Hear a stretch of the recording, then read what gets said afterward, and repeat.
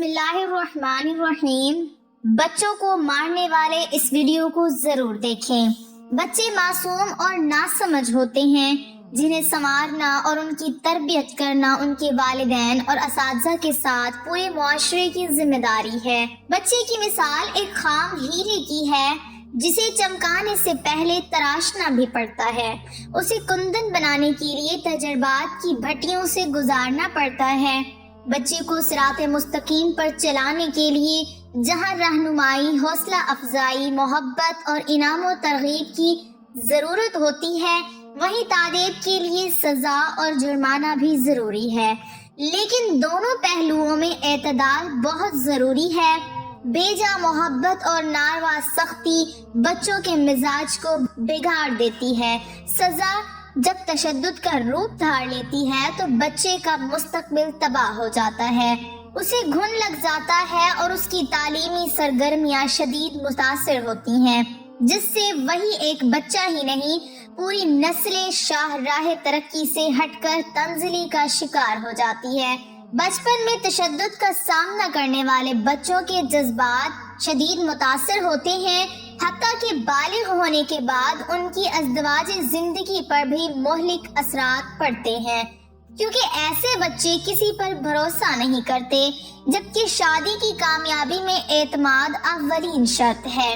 اگر ایسے بچے جوان ہو کر اپنے خاردار ماضی سے پیچھا چھڑا لیں، تب بھی تلخ اور منفی یادیں ان کی بقیہ حیات کو زہر آلود بناتی رہتی ہیں۔ مشہور مورخ علامہ ابن خلدون کے مطابق تشدد سے بچے جھوٹ کی عادت سیکھتے ہیں، ان میں نفاق اور کسل مندی پیدا ہو جاتی ہے، ان کی طبیعت بجھ جاتی ہے، زندگی سے خوشی اور امنگ ختم ہو جاتی ہے اور وہ احساس کمتری کا شکار ہو جاتے ہیں۔ بچے کی ذہنی نشو و نما رک جاتی ہے اور حصول علم کا جذبہ سرد پڑ جاتا ہے، ان میں سے غیرت، حمیت اور مدافعت کے جذبات ختم ہو جاتے ہیں۔ علماء کے مطابق بچوں کو مارنا ایسا جرم ہے جس کی معافی بھی مشکل ہے۔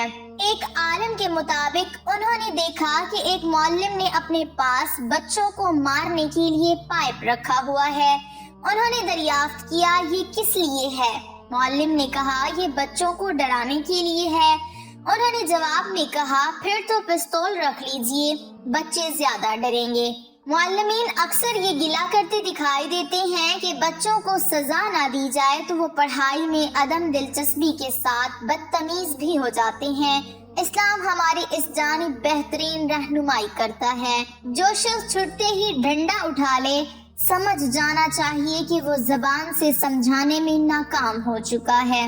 امام غزالی رحمت اللہ علیہ کے مطابق حتی الامکان زبان سے سمجھایا جائے اور ذہنی اور نفسیاتی طریقوں سے بچے کی اصلاح کی کوشش کی جائے۔ امام احمد رحمت اللہ علیہ نے ناسمجھ بچوں کو مارنے سے قطعی طور پر منع فرمایا ہے، اور سمجھدار بچوں کے بارے میں امام غزالی رحمت اللہ علیہ کا موقف ہے کہ اول تو ان کے جرم سے چشم پوشی اختیار کی جائے، اگر دوبارہ کریں تو انہیں اشارے، کنایے، بالواسطہ اور بلا واسطہ سمجھایا جائے، اگر پھر بھی باز نہ آئیں تو ان کے ساتھیوں کے سامنے تنبیہ کی جائے، اگر اس کے باوجود بھی اسی جرم کے مرتکب ہوں تو 3 چھڑیوں کی سزا دی جائے، اگر پانی سر سے گزر جائے اور سزا دینا ناگزیر ہو جائے تو مار پیٹ سے ہٹ کر کوئی سزا دی جائے، جیسے کچھ دیر کھڑا کرنا، تھوڑی دیر کے لیے ہاتھوں کو اوپر کروا دینا وغیرہ۔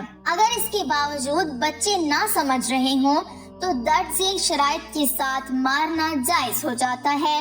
والدین سے اجازت حاصل کی جائے، غلطی کی نوعیت کے مطابق سزا پہلے سے متعین ہو، سزا دینے کا مقصد تادیب و تعلیم ہو، ذاتی انتقام اور غصے کے جذبات کے تحت سزا ظلم و تشدد شمار ہوگی اور قیامت کے دن اس کے بارے میں سوال ہوگا۔ بچے کے تحمل کے مطابق سزا دی جائے، جتنا جرم ہو سزا اس سے زیادہ نہ ہو۔ چہرے اور سر پر مارنے سے حضور اکرم صلی اللہ علیہ وسلم نے منع فرمایا ہے۔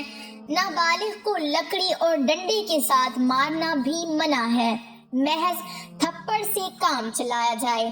3 سے زیادہ ضربات نہ ہو۔ امام شامی رحمت اللہ علیہ نے در مختار نے فتویٰ دیا ہے کہ اگر بچے کو 3 ضربات سے زیادہ سزا دی گئی تو قیامت والے دن اس سے قصاص لیا جائے گا۔ مشہور مفکر قاضی ابن جماعہ رحمت اللہ علیہ نے اپنی شرح آفاق کتاب میں لکھا ہے، طالب علم کے مصالح و منافع کو پیش نظر رکھے، ان کے ساتھ اپنی پیاری اولاد کی طرح سلوک کرے، یعنی ان کے ساتھ شفقت و رافت اور احسان والا معاملہ کرے، شدت اور سختی سے پیش نہ آئے۔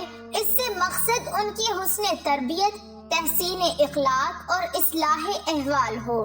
شاہ ابرار الحق رحمت اللہ علیہ فرماتے ہیں، تعلیم میں نرمی کا پہلو 80% اور سختی کا پہلو 20% ہو، تب بچوں کی تربیت صحیح خطوط پر ہو سکتی ہے۔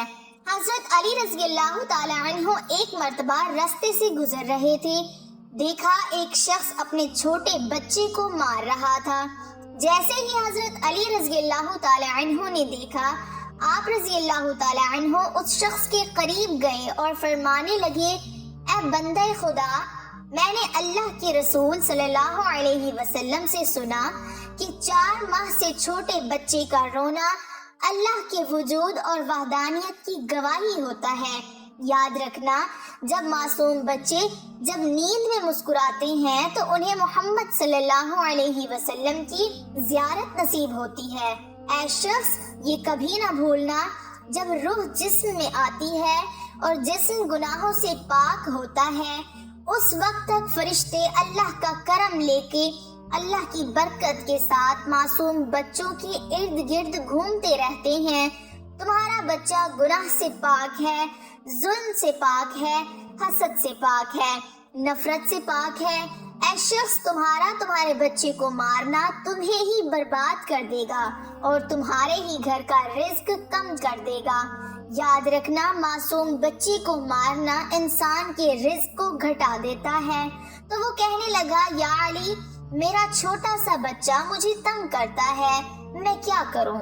حضرت علی رضی اللہ تعالی عنہ نے فرمایا، جب تمہارا بچہ تمہیں ستانے لگے تو اس کے سر پہ ہاتھ رکھ کے حضرت محمد صلی اللہ علیہ وسلم پہ درود بھیجا کرو، اور جب تمہارا بچہ سو جائے تب بھی اس کے سر پہ ہاتھ رکھ کے اللہ کے رسول حضرت محمد صلی اللہ علیہ وسلم پر درود بھیجا کرو۔ اللہ کے کرم سے تمہارا بچہ تمہارے لیے رحمت بن جائے گا۔ حضرت محمد صلی اللہ علیہ وسلم نے تو یہاں تک فرما دیا کہ جو چھوٹوں پر رحم نہیں کرتا وہ ہم میں سے نہیں، اور آپ صلی اللہ علیہ وسلم نے فرمایا، چھوٹوں پر شفقت کرو اور بڑوں کا احترام کرو۔ اللہ تعالیٰ سے دعا ہے کہ اللہ تعالیٰ ہمیں اپنے بچوں پر رحم کرنے کی اور شفقت کرنے کی توفیق عطا فرمائے۔ آمین ثم آمین۔ وآخر دعوانا الحمدللہ رب العالمین۔ ناظرین، ویڈیو اچھی لگے تو لائک ضرور کیجیے گا اور ہمارے چینل کو سبسکرائب کریں۔ اللہ تعالیٰ ہم سب کا حامی و ناصر ہو۔ آمین ثم آمین۔